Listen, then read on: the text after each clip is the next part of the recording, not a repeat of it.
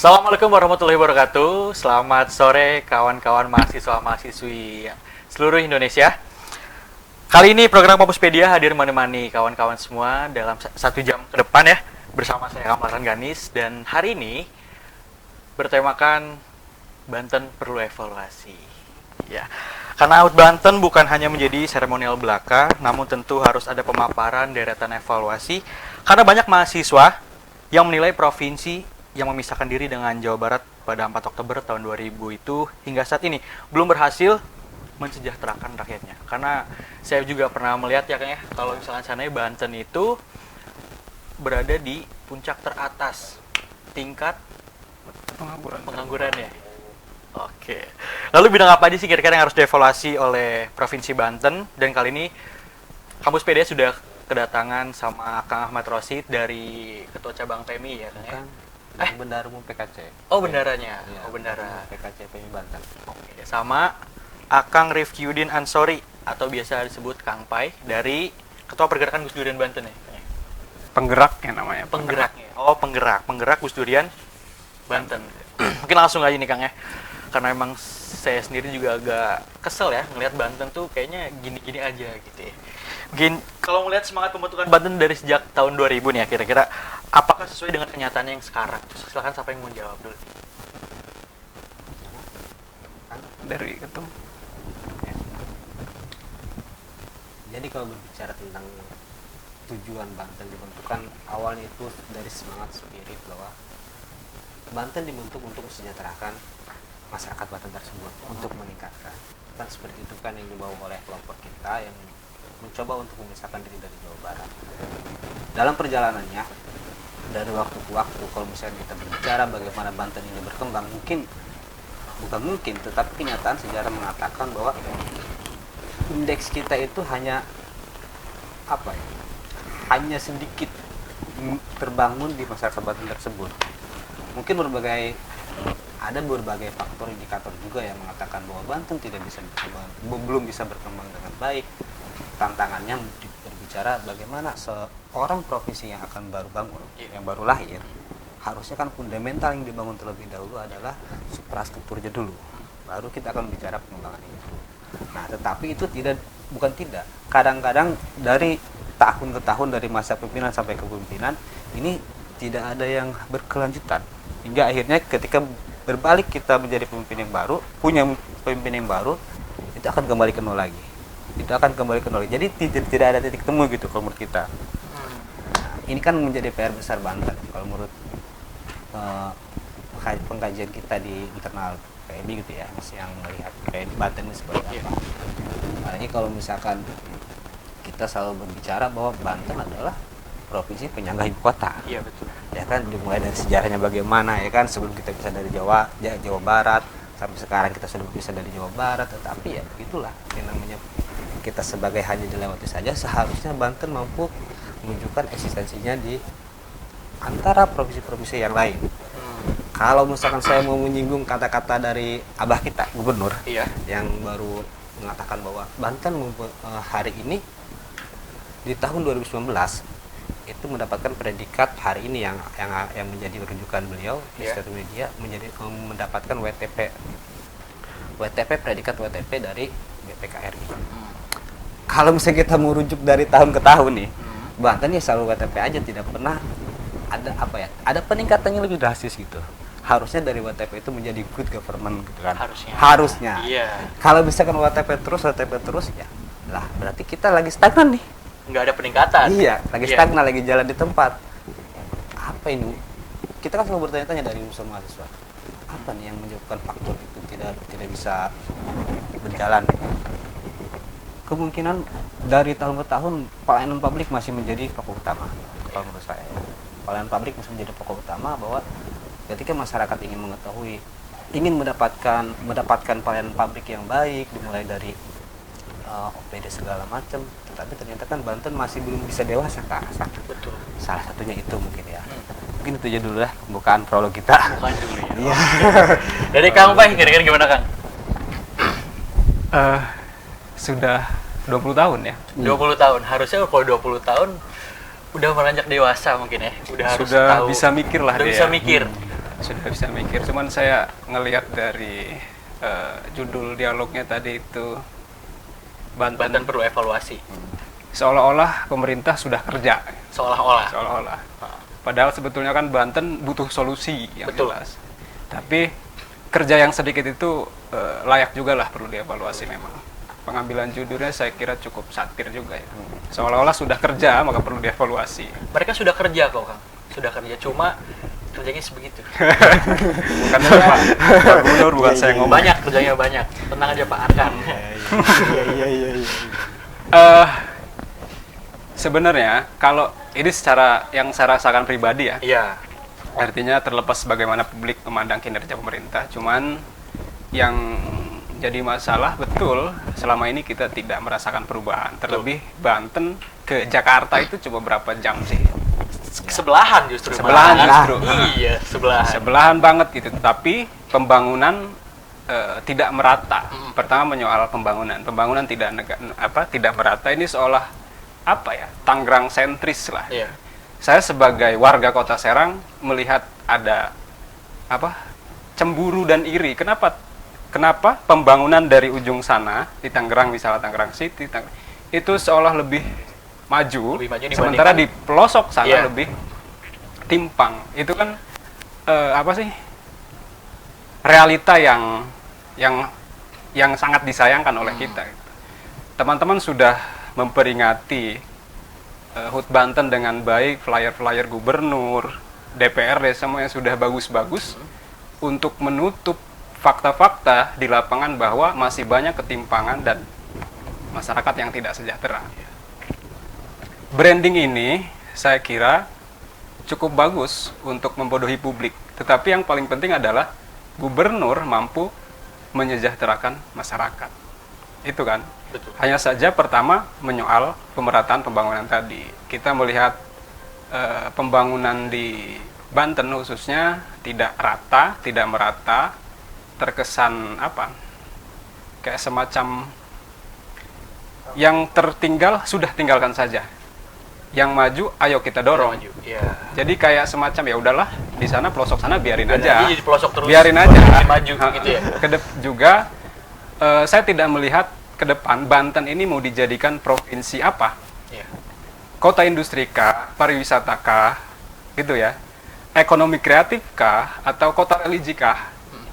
Artinya kan cita-cita itu perlu juga dibangun Benar. gubernur. Artinya Banten nanti mau jadi provinsi yang disebut sebagai kota industri kah, atau kota apa? Punya sebutan ikonik lah. ibaratnya. Ikonik lah gitu. Iya. Aktivitas saya biasanya ngedesain misalkan. Iya. Saya bingung, ikon Banten selain Menara Banten apa? Badak. Panaikon. Biasa aja. Ya, biasa. Biasanya Banten ada badaknya. Biasanya. Iya, iya, iya. Yang Iya, ada badaknya. iya. Asli ada badak. Artinya kan kita kemudian bingung. Mau memanggil orang luar untuk berwisata ke Banten, tetapi di Banten wisatanya tidak ada. Sebenarnya ada. Apa yang mungkin, harus tapi dikunjungi? Iya sih. Gitu kan. Kurang di ini juga kayak Nah, kalau saya itu lihat. maksudnya. Artinya kan pemerintah perlu membangun visi yang disebut Madani itu ke depan Banten mau jadi apa, gitu kan? Iya. Selama 20 tahun ini kita berkutat kesana kemari, tetapi tidak membawa perubahan yang signifikan. Masyarakat begitu-begitu saja, angka harapan hidup mereka semakin hari semakin turun, pengangguran malah semakin tinggi, angka putus sekolah juga ikutan tinggi. Itu kan yang perlu diperhatikan. Itu dulu mungkin, Mas. Saya juga agak sedikit kebawa kesel Kang ya. Karena emang udah 20 tahun yang seharusnya mungkin dari kalau misalkan dibikin ini dianggap aja di manusia gitu. Iya. Seprovinsi dianggap sebuah manusia lah gitu.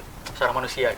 Mungkin di umur 5 tahun, 10 tahun itu udah pola pikirnya mungkin udah agak berubah dan harusnya udah semakin meningkat kan. Cuman udah 20 tahun kayaknya bukan makin, justru malah segitu-gitu aja gitu. Nggak ada yang sekiranya tuh makin maju apa gitu. Apa Kayaknya nggak gitu. ada ya. Gitu-gitu aja. Dan sekarang saya mau nanya sama Kang Pain ya. Bagaimana kawan-kawan melihat kinerja pemerintah Bapak WH dan Andika selama ini dan apa yang paling prioritaskan untuk dievaluasi kira-kira? Kalau saya sih melihat ada semacam kegagalan koordinasi, sinergi, konsolidasi dengan OPD, juga solusi yang ditawarkan pemerintah kurang tepat begitu. tidak solutif lah, solutif lah kalau kata ibu itu siapa tuh namanya? Ibu siapa? Kalau ngasih solutif yang solutif lah. Oh iya. Oh, Semacam kegagalan sinergi, kemudian juga itu maksud saya. Nah, menyoal apa tadi? Pertama tentu saja ini kan di musim pandemi ya. betul.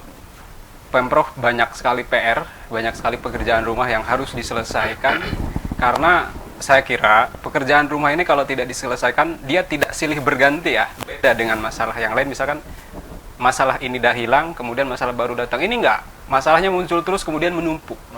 Artinya kan harus diselesaikan, pemerintah bingung mana dulu yang harus diselesaikan. Terlebih ada masalah kita di masa pandemi ini kan sudah jatuh tertimpa tangga pula misalnya gitu. Angka pengangguran semakin tinggi, pemerintah kebingungan. Sampai hari ini yang sangat kita sayangkan adalah rencana Pemprov meminjam uang untuk membangun sport center kalau tidak salah yang di daerah Baros kan. Itu kemudian pengamat menilai bahwa program itu tidak menyentuh terhadap masalah ekonomi masyarakat ya. Artinya mungkin Pemprov mengklaim bahwa ini ke depan akan sedikit mengatasi persoalan ekonomi masyarakat. Membantulah menyerap tenaga kerja, tapi kan industri yang sudah ada saja gitu banyak melakukan PHK massal, PHK besar-besaran. Bagaimana itu bisa diklaim atau bisa menjamin akan menyerap tenaga kerja, gitu kan? Sementara yang seharusnya dilakukan oleh Pemprov, saya kira mendorong masyarakat untuk melakukan peningkatan UMKM.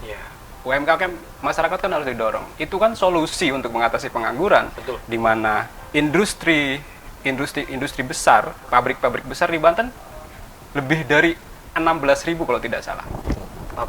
Pabrik-pabrik di Banten lebih dari atau sekitar 16.000. Tetapi kan angka pengangguran kita semakin tinggi. Justru malah nomor 1 kan ya? Dari 2018, 2019, 2020. Peringkat pertama. Peringkat doi. Ini itu yang harus jadi prestasi atau apa sebetulnya ya?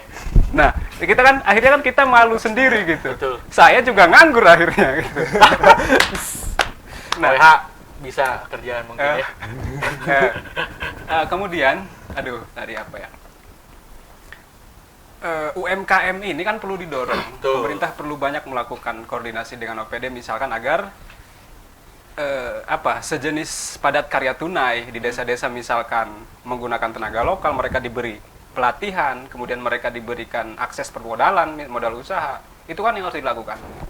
Pemprov juga, saya kira ke depan nih dia perlu mengevaluasi kurikulum pendidikan kah? Tiap kampus paling tidak mereka punya program sertifikasi kah? Hari ini kan kita di masa sertifikasi lah ya. Iya. Percuma lulusan apapun kalau tidak punya sertifikasi, tidak masuk bursa pasar modern. Pasar modern itu kan butuh sertifikasi. Benar. Pemerintah perlu, saya kira, menciptakan atau mendorong instansi pendidikan, misalkan kampus atau universitas lembaga kursus, agar mereka menyelenggarakan sertifikasi bertaraf nasional dan internasional. Hari ini bisa dicontoh misalkan prakerja, saya kira. Itu kan program sertifikasi. Kemudian di kementerian yang lain juga melakukan sertifikasi. Pemprov mengapa tidak bisa melakukan itu? Berikan pelatihan, kemudian mereka punya sertifikasi dari provinsi, itu yang bisa digunakan untuk melamar kerja. Iya. Kan gitu. Itu saja. Dari Kang Ocit sendiri kira gimana Kang? Kira-kira apa yang perlu dievaluasi paling prioritas gitu? Yang paling prioritas Iya. kebijakan. Karena kita tahu dari setiap tahun ke tahun, bukan rahasia mulai kalau bicara di Banten, masuk pada periode misalkan WH nih, dari Rano ke WH, itu akan selalu ada kebijakan yang berubah. Jadi kebijakan yang tidak langsung menyentuh kepada kepentingan masyarakat itu sendiri. Itulah, selain berbicara tentang pendidikan, selain berbicara tentang pertumbuhan ekonomi, kalau berbicara kita ingin merujuk kepada program pusat yang tadi dikatakan seperti kartu prakerja, sebenarnya Banten kan ada program-program yang sangat strategis, kayak semacam kawasan ekonomi wisata, kawasan ekonomi khusus di apa tuh di daerah Ujung Kulon. Dari Jungkulon ya. Iya, itu kan terus kalau menurut saya tinggal bagaimana Pemprov ini sanggup atau tidak kan. Kalau tidak sanggup ya mari kita diskusi gitu. Pengennya seperti itu sih. Tapi kalau misalkan kata Pemprov, wah kita punya kebijakan tersini segala macam, ya tadi itu akhirnya timpang tindih. Akhirnya timpang tindih dari kebijakan pendidikan, dari kebijakan pembangunan, entah itu yang pembangunan berbentuk fisik ataupun pembangunan berbentuk SDM manusia sendiri. Hingga akhirnya kalau misalkan kita review lagi dari tahun ke tahun, ya nggak ada peningkatan. Ada peningkatan. Ada peningkatan. Kalau misalkan berbicara pada kutub ya, ya ini Banten kalau misalkan 10 tahun 3 tahun ke depan ya akan seperti ini. Saya yakin di 2024 ya kita akan membahas ini lagi gitu polemiknya, karena nggak pernah selesai gitu, dan selalu apa ya, kerangkanya itu kayak semacam didesain dengan luar biasa oleh kepentingan kelompok tersendiri gitu kan, hingga akhirnya tidak merata pembangunan itu, hanya pada satu titik saja. Itu sih yang coba kita untuk bangun, kayak semacam kemarin kita di PMI itu ketika di masa pertama pandemi, selesai masa pertama pandemi, kita mengusulkan kepada Dewan DPRD Provinsi Banten melalui Prasoni dengan melakukan kegiatan webinar. Di dalamnya bagaimana caranya Banten harus mampu bersaing di bidang ekonomi itu dulu di masa pandemi ini, mau tidak mau, karena kalau berbicara pendidikan pasti akan berujung kepada ekonomi. Oke, ngomongin Banten hari ini seru banget, karena nanti mungkin gue akan mengajukan pertanyaan-pertanyaan lagi sama Kang Ocit sama Kang Pai, tapi sebelumnya kita break dulu. Oke.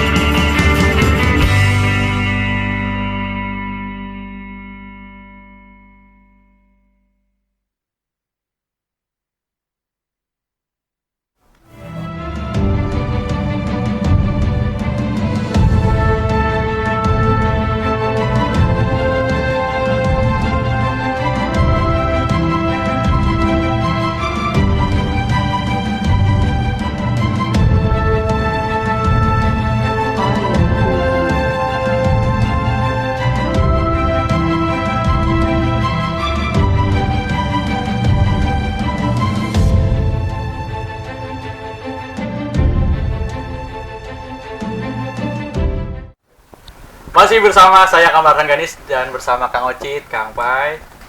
Masih seru banget ngomongin Bantennya karena emang ngomongin Banten gak ada habisnya. Ini kayaknya nggak cukup harus 1 jam. Mungkin nanti Sultan TV bisa makin lama lagi segmennya. Dibikin 10 segmen, Gus. 10 hari ya. Iya, karena ngomongin Banten tuh emang harus detail, harus wah. Karena banyak banget yang kurangnya ya. Dan kemarin dari PMI sendiri turun langsung ke lapangan untuk demo. Waktu kemarin? Iya. Enggak kita. Enggak. Ya, tapi kita sudah melakukan hal-hal yang tertulis lah. Tertulis menyampaikan kepada gubernur. Karena tadi itu kan kita sekarang di masa pandemi. Terus ditambah sahabat-sahabat juga banyak yang ada kegiatan belajarnya di rumah begitu. Oh, kalau dari pedagang Gus Durian turun juga Kang ke lapangan demo gitu. Sekedar informasi kalau Gus Durian tidak pada demonstrasi. Oh, tidak. Tetapi lebih pada soal isu-isu keberagaman, demokrasi, kemudian juga pada perda-perda yang diskriminatif terhadap kelompok-kelompok rentan. Kayak misalkan masalah gender atau juga perda-perda syariah, perda-perda pelarangan terhadap umat menjalankan ibadah. Paling ke sana gerakan kita. Oh. Untuk Kang Ocit mungkin kemarin bisa mendengar dari teman-teman yang ikut demo itu kira-kira ada tuntutan apa aja yang mereka aspirasikan untuk HUT Banten ini?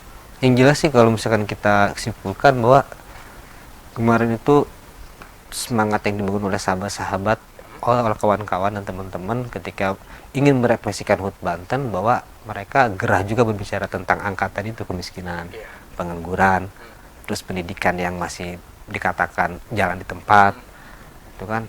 Terus ketika ada masalah pandemi, Banten seolah-olah seperti gagap menghadapi pandemi ini. Entah itu bagaimana Banten bisa menghadapi dari kayak semacam pendidikan lah. Kita masih ingat ketika awalnya ada daring di masing-masing SD, SMP sampai SMA gitu kan, sampai kuliah bahkan kan. Banten gelagapan, bahkan ada beberapa daerah nih yang mengatakan kami tidak sanggup untuk daring. Oh. Nah, kan kalau misalkan kita ingin merepresikan ke pendidikan, waduh, ternyata kan kebijakan bukan kebijakan, dari berbagai program yang dilakukan oleh Dindik, yang notabene Banten ini berbicara fokusnya pada SMA, yang harusnya SMA itu sudah mulai mengenal teknologi pendidikan. Teknologi di dunia pendidikan maksudnya. Tetapi kan ternyata ada beberapa daerah yang mengatakan seperti yang menggambarkan bahwa mereka belum siap gitu tuh. Tidak ada stimulus yang mengatakan bahwa SMA misalkan SMA ataupun SMK untuk memberikan bahan-bahan tentang pendidikan teknologi. Bukan hanya bahan-bahan saja, kayak berilah mereka kayak semacam kayak semacam komputer untuk mengenal dunia pendidikan, atau bagaimana cara mengembangkannya itu. Nah, itu yang saya rasa di Banten ini belum maksimal. Belum maksimal. Ada, cuman tadi itu hanya pada titik-titik tertentu gitu loh. Ya kan, kalau misalkan kita kembali kepada kebijakan otonomi daerah, kenapa ada kebijakan otonomi daerah? Ya untuk membangun titik-titik di masing-masing wilayah. Agar kita ini menjadi masyarakat yang tidak keterbelakangan gitu. Karena ya pendidikan ya fundamental. Kalau orang ingin maju ya harus berbicara pendidikan. Nggak bisa dipungkiri kan. Adapun sekarang misalkan nih kayak semacam ada kata-kata bahwa orang sukses tidak harus dari pendidikan. Betul. Orang sukses kan bukan hanya faktor pendidikan, tetapi formalitas pendidikan itu menentukan bagaimana mindset seseorang merubah mindset seseorang. Harusnya kan seperti itu. Dan ini kalau menurut saya tidak tercerminkan dari semenjak Bapak Wahidin Halim menjadi gubernur di Banten gitu. Kalau menurut saya. Kalau menurut Nah, Kang Ocit ya? ya, yang pernah kita bahas di internal gitu kan, hingga akhirnya kita pernah membuat rekomendasi di awal kepengurusan kita kepada Gubernur Banten bahwa pendidikan final gitu kan. Ini harus menjadi fundamental sekali selain berbicara tentang ekonomi segala macam itu. Nah, Kang Pai, karena melihat banyaknya persoalan di Banten nih, ya banyak banget persoalan mulai dari pendidikan, sosial, budaya, politik, ekonomi. Apakah masih ada harapan untuk Banten bisa bangkit lagi kira-kira? Kalau harapan harus ada Harus ya. ada. Tuh. Justru kegagalan terbesar adalah saat masyarakat sendiri tidak punya harapan. Gitu kan? Banten sebenarnya bisa bangkit. Itu bisa kita mulai sebetulnya dari generasinya, teman-teman pemuda, masyarakat. Terlebih kalau didorong oleh pemerintah. Betul. Nah, kalau sekiranya masyarakat kita terlihat aktivitas atau mobilitas ekonominya menurun, berarti kan pemerintah perlu peran aktif. Bagaimanapun juga tindak tanduk masyarakat itu kan dipengaruhi oleh kebijakan. Ya. Bagaimana kebijakan itu nanti fleksibel, tepat sasaran, misalkan seperti yang sudah dibahas di awal tentang pembagian kuota internet misalnya, yang tidak tepat di pelosok-pelosok tidak punya internet, untuk apa kuotanya? Gitu kan? Artinya kan pertama menyoal pendidikan dulu ya, karena memang terlalu banyak masalah sih. Saya juga bukan pakar untuk membahas. Cuma masalah jadi hanya sedikit saja yang saya kira perlu dikomentarin lah ya, perlu dikomentari. Artinya kalau dikritik loh siapa saya gitu. Tapi nggak apa-apa kan, setiap orang berhak untuk mengkritik. Boleh ya. Betul. Betul. Nah, kebijakan ini Pemprov kan harusnya paham zonasi daerah mana yang pendidikannya sudah maju, sudah atau masih ada akreditasi B dan C yang justru tidak mengenal apa internet, gitu kan? Betul. Maka kebijakan misalkan haruskah daring, itu kan perlu dievaluasi. Betul, haruskah daring berarti kan ada zona yang tidak diperlukan daring, gitu. Itu misalkan. Nah, kemudian kita melihat angka harapan hidup masyarakat di Banten. Mereka paling tidak kalau tidak salah usia 60 sampai, saya kira tidak sampai pada 80 tahun. Artinya di Kota Serang khususnya ada perbedaan dengan Tangerang. Angka harapan hidup itu kan imbas dari kebijakan pemerintah terkait dengan pemerataan pembangunan dan ekonomi. Artinya semakin turun berarti kan semakin terpuruk. Pasca pandemi atau di masa pandemi ini berarti pemerintah perlu meracik atau meramu kebijakan yang solutif lah gitu. Yang kata siapa?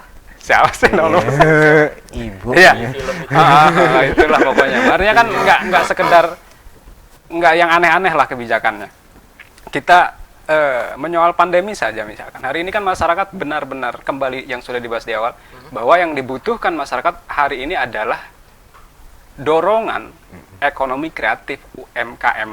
Gitu. Ini kan solusi untuk mengatasi pengangguran. Yang paling penting, kalau mereka sudah nganggur, ini kan kita perlu waspada. Yang saya catat adalah bahwa satu orang kelaparan itu sangat sulit diatasi oleh 5 orang kenyang.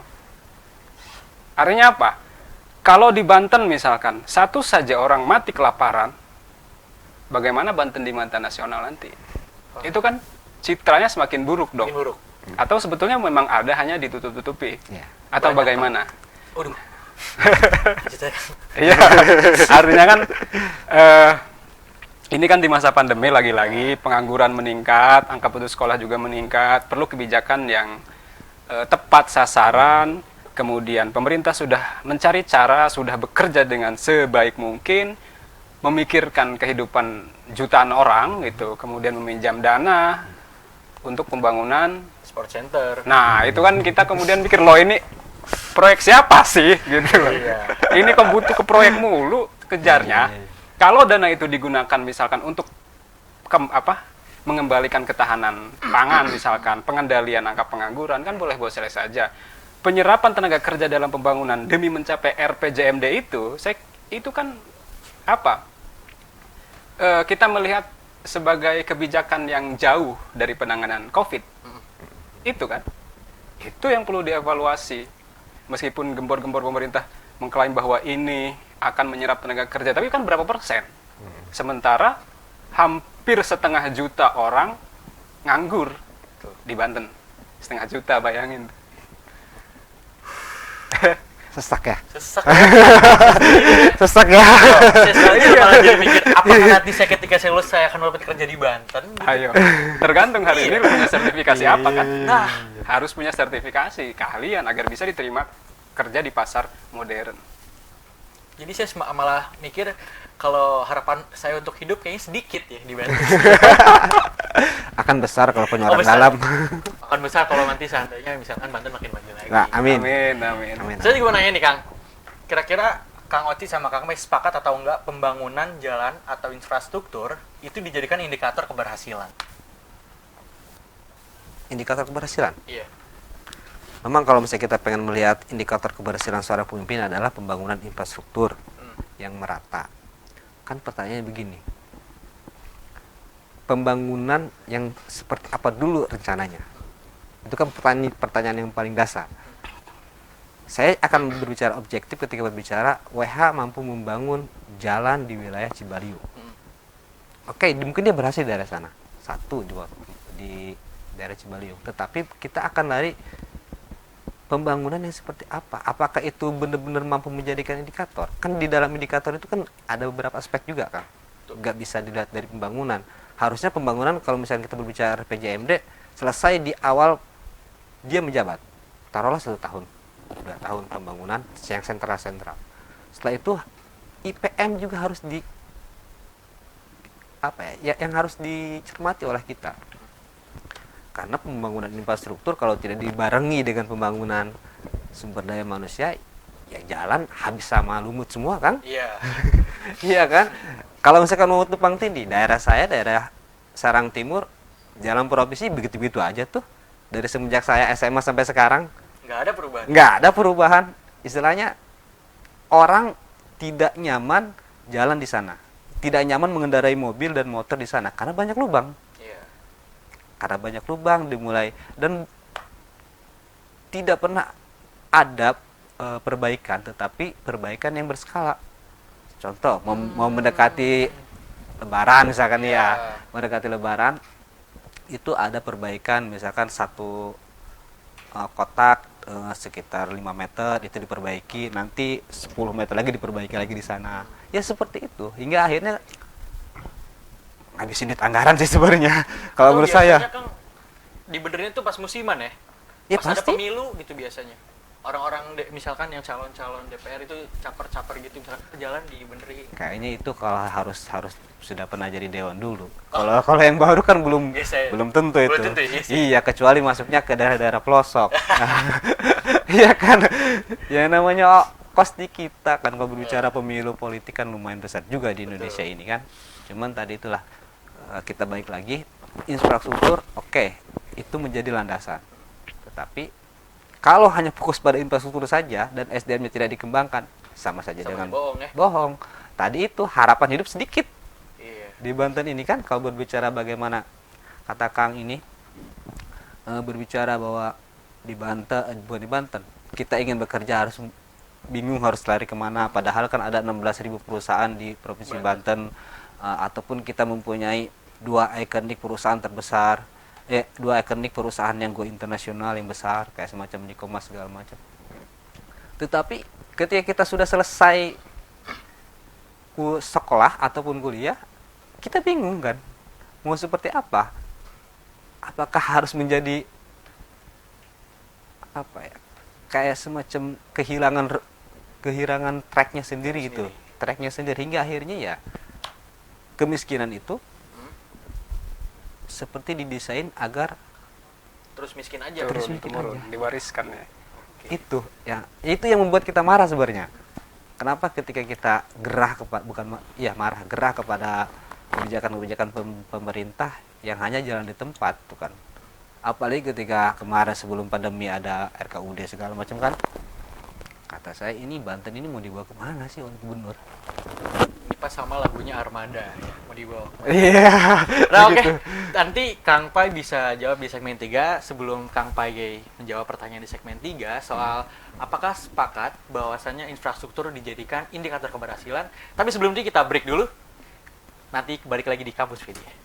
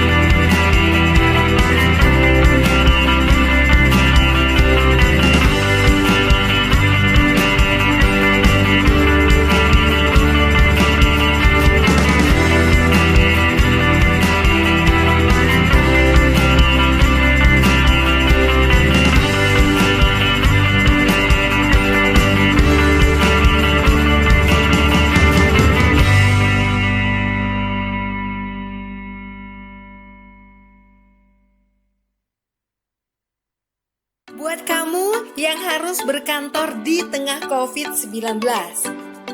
Menghadapi new normal adalah keharusan. Video ini coba memandu kamu-kamu nih guys yang harus masuk ke kantor. Pertama, sebelum berangkat kerja, jangan lupa lindungi mata, mulut, hidung dengan kacamata dan masker. Setelah masuk transportasi umum, jangan lupa guys bersihkan tangan setelah menyentuh gagang pintu atau barang di fasilitas umum. Sesampai di kantor, pastikan kamu melakukan disinfeksi barang-barang termasuk pakaian. Kemudian jangan lupa cek suhu pakai termogun. Oh iya, pastikan barang-barang dari orang lain bersih ya guys, seperti misalnya kartu ini.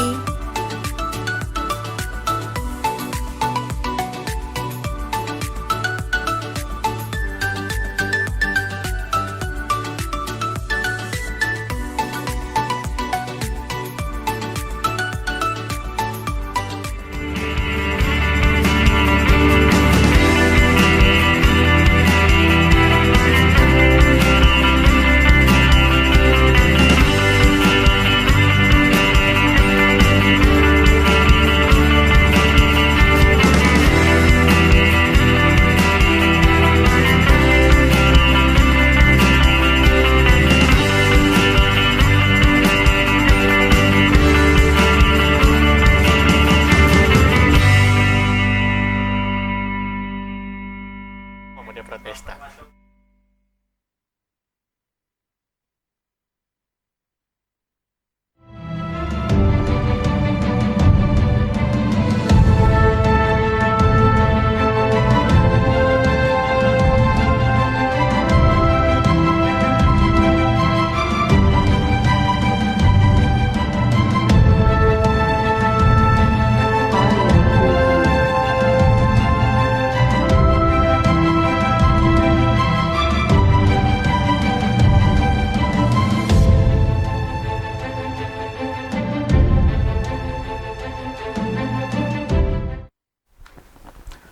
Kalau kita lihat tadi di iklan bagus kan infrastruktur pembangunannya di Banten ya.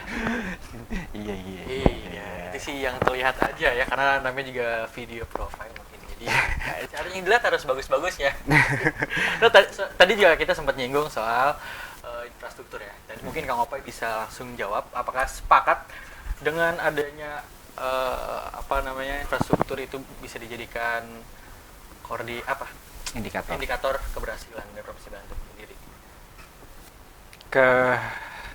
Kalau indikator keberhasilan pembangunan, saya kira cukup rasional ya. Tetapi kalau keberhasilan kepemimpinan kurang artinya. Kurang.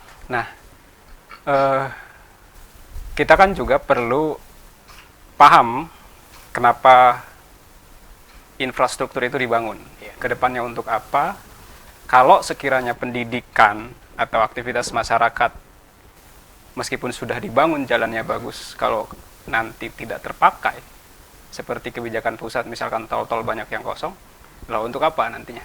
Kan gitu. Bohong. Semuanya bohong gitu. Iya kan? Artinya kan selama ini memang yang kita pelajari adalah masyarakat di daerah itu teriak kalau jalan mereka becek. Iya kan?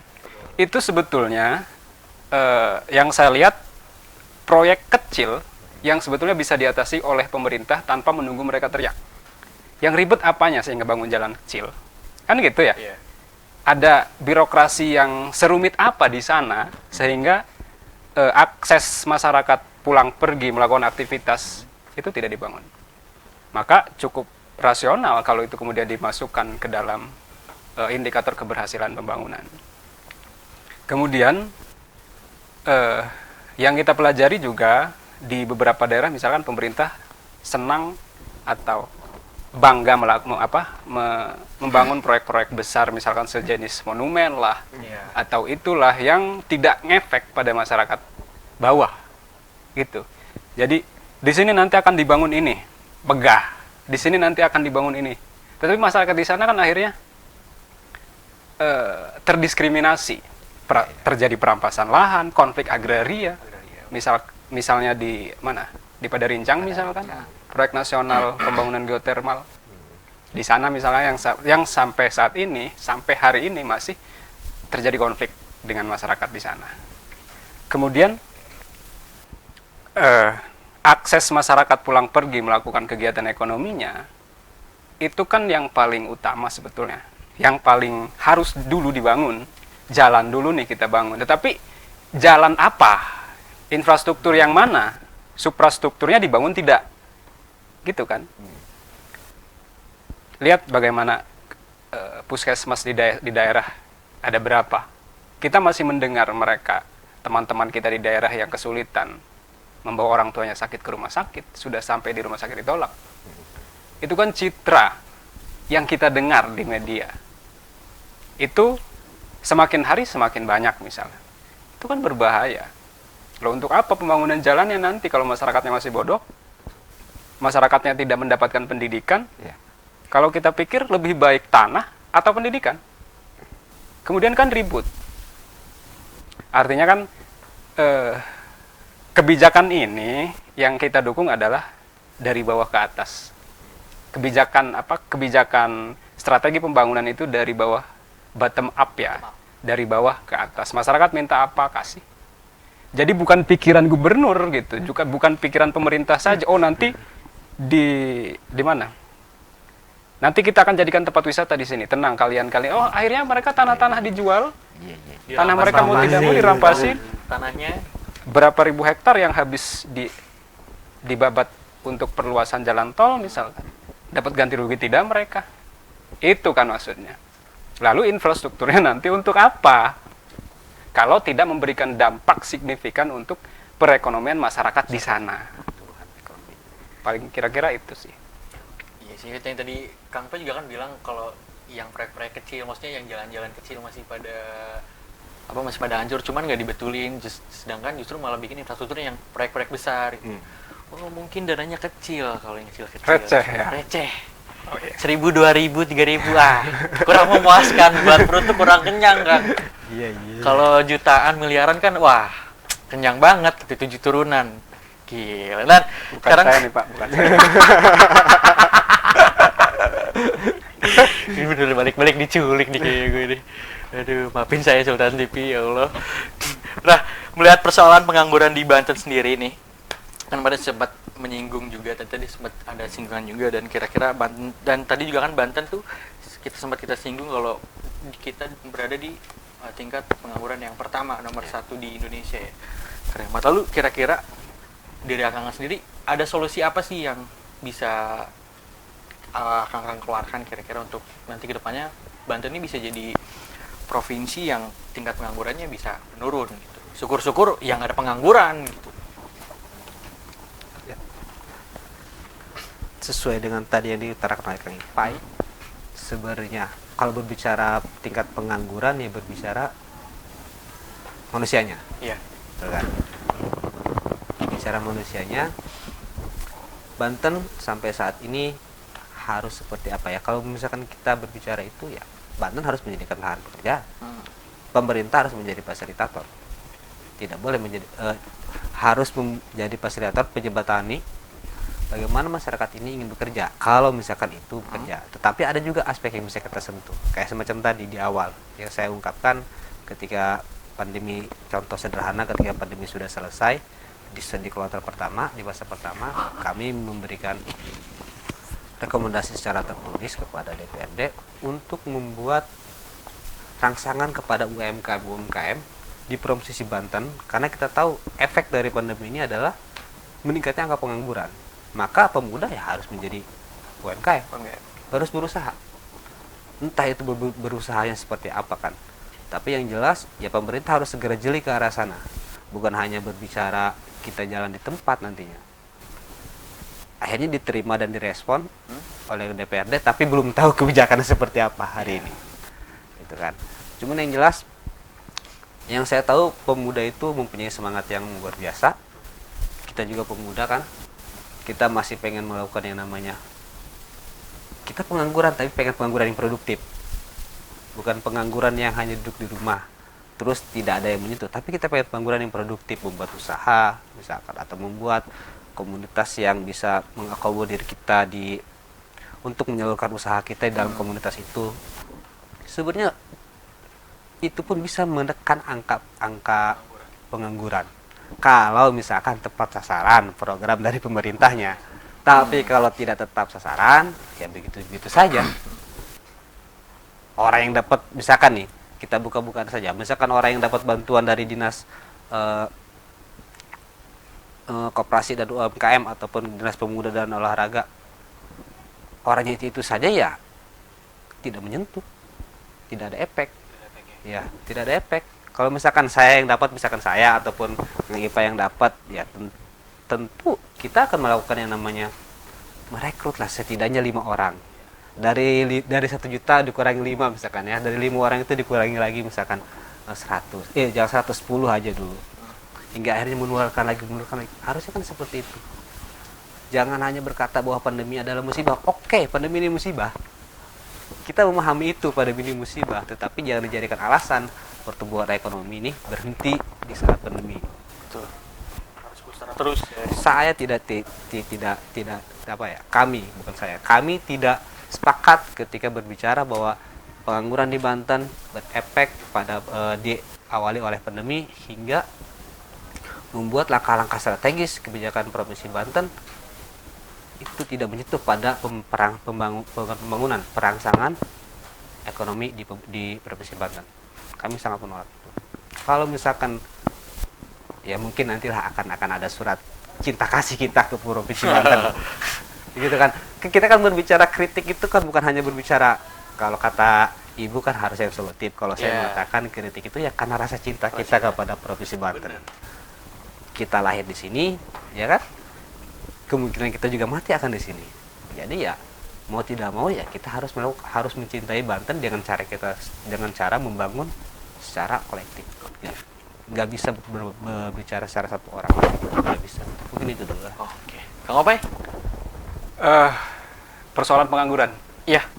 Pertama saya kira setiap OPD di pemerintah provinsi harus bertanggung jawab terhadap angka ini. Jangan melihat bahwa itu urusan ketenagakerjaan. Itu urusan Disnaker, itu urusan Depnaker, udah biarin saja. Artinya kan setiap OPD perlu menjalin kerjasama, membangun komunikasi yang baik antara OPD untuk melakukan berbagai strategi. Misalkan mengadakan kegiatan pelatihan, kursus, magang, program magang misalkan, atau juga selalu mengadakan job fair misalnya, yang bisa diterima oleh semua kalangan tanpa sertifikasi. Hari ini kan lowongan kerja banyak. Tetapi kan lulusan tidak memadai ya. Akhirnya banyak juga yang nganggur. Membludak justru. Parah. Di Kota Serang saja misalnya kemarin ada job fair, ada berapa ribu yang ikut. Sementara lowongan kerja kurang. Kemudian selain itu yang bisa didorong oleh pemerintah sebetulnya terus melakukan upaya perluasan lapangan kerja. Memberikan selain pelatihan, sertifikasi dan lain-lain juga mendorong UMKM. UMKM ini kan yang kita selalu dorong ini, UMKM loh. Mereka adalah solusi terbaik untuk mengatasi pengangguran. UMKM ini kan harus dijadikan ikon pertama di masa pandemi ini, harus didorong oleh pemerintah agar masyarakat mau bergerak, agar masyarakat mau melakukan usaha kecil, gitu kan? Lihat anak-anak muda kita, mereka bikin apa? Mereka ngapain selama pandemi? Itu kan harus jadi perhatian pemerintah. Dorong mereka, kalau tidak punya modal, bagaimana mengakses pemodalan itu? Lalu, nanti mereka diberikan pelatihan kah? Kursus-kursus misalkan magang atau apa, biarkan mereka berusaha sendiri. Lihat produk UMKM kita apa? Hanya sekedar makanan toh? Iya. Hanya makanan, kerajinan tangan pun tidak maksimal. Hanya di beberapa titik misalnya di Banten Lama atau di mana lagi, masih sedikit, masih banyak potensi UMKM kita yang harus dibangun oleh pemerintah. Nah, kemudian sebagai pemuda kita merasa kita diperhatikan pemerintah, ayo kita bikin brand lah, bikin apa nih, gitu kan? Besok produksi kita apa? Kemudian kita berpikir besok apa yang harus saya jual, besok apa yang harus saya buat. Loh, hari ini kan kita, besok saya harus makan apa? Karena lapar. Masih mikir ke sana kayaknya. Masih mikir ke sana kapan naik pangkat gitu, bahwa besok saya bikin apa?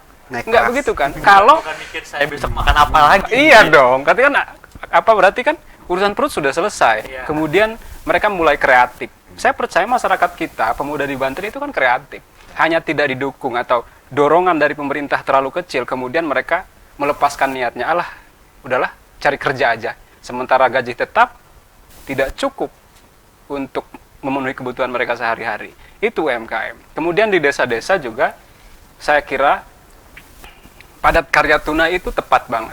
Di mana pemerintah desa misalkan melalui perangkat desa misalkan memberikan pelatihan-pelatihan UMKM, tenaga lokal, kemudian juga pelatih-pelatih di sana lokal untuk menghidupkan aktivitas perekonomian desa. Hari ini desa-desa punya citra produk khas tidak? Desa-desa punya produk khas tidak? Jangan kemudian gara-gara desa ini tidak memilih, misalkan di pemilu kemudian tidak dibantu, atau dana desa tidak cair, bantuan desa tidak cair, kan repot dong. Kalau pemerintah kita masih mikirnya norak dan primitif begitu, gitu kan? Loh, iya dong. Itu desa masyarakat kita juga, berdayakan desa, perangkat desanya dimarahin, diomelin, agar bagaimana caranya desa punya produk yang bisa dijual keluar.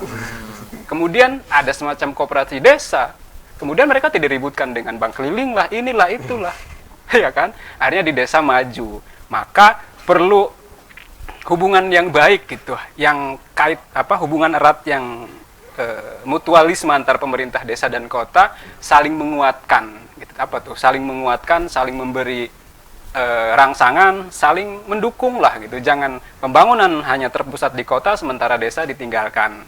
Semakin jauh jarak desa ke kota, semakin tertinggal mereka. Kan bahaya. Mereka juga manusia kan, yang tidak boleh didiskriminasi oleh kebijakan apapun, termasuk itu kebijakan ekonomi. Jangan ada itu perlakuan yang berbeda antara masyarakat desa dengan masyarakat kota perihal bantuan ekonomi kah, perihal pemberian alat-alat ekonomi yang lain atau alat-alat kesehatan yang lain. Begitu dong harusnya. Nah, di situ dari 400 ribuan lebih pengangguran ini, terserapnya cukup besar lah. Kalau misalkan spot center yang kemarin rencananya mau dibangun, berapa persen akan menyerap tenaga kerja gitu. Kemudian yakinkah mereka juga bisa melakukan itu? Sementara tenaga kerja kita kebanyakan penyumbang terbesar adalah lulusan SMA dan SMK di Banten. Sisanya lulusan universitas, artinya ada banyak sarjana juga yang nganggur. Nah, itu kan harus jadi pikiran PR penting pemerintah tuh. Yang harus saya pernah berikan solusi untuk pemerintah sebetulnya bagaimana mengatasi mengurangi pengangguran. Ya, Yang paling fundamental dan bagus, suruh mereka keluar kota. Otomatis angka pengangguran di sini jadi itu solusinya ya. Ya, ini udah kamu merantau saja. Saya dari Banten. Cabut. Kamu mau jadi beban negara, kamu cabut. Dibiayain oleh pemerintah. Mereka di sana hidup mandiri, pulang-pulang bawa uang sekoper kan bagus. Asal jelas. Lagi tapi kalau balik lagi ya. Harusnya kan gitu. Iya. Yang tidak begitu, itu konyol, tapi cukup juga. Berarti kan mereka tidak didata oleh Disnaker. Iya.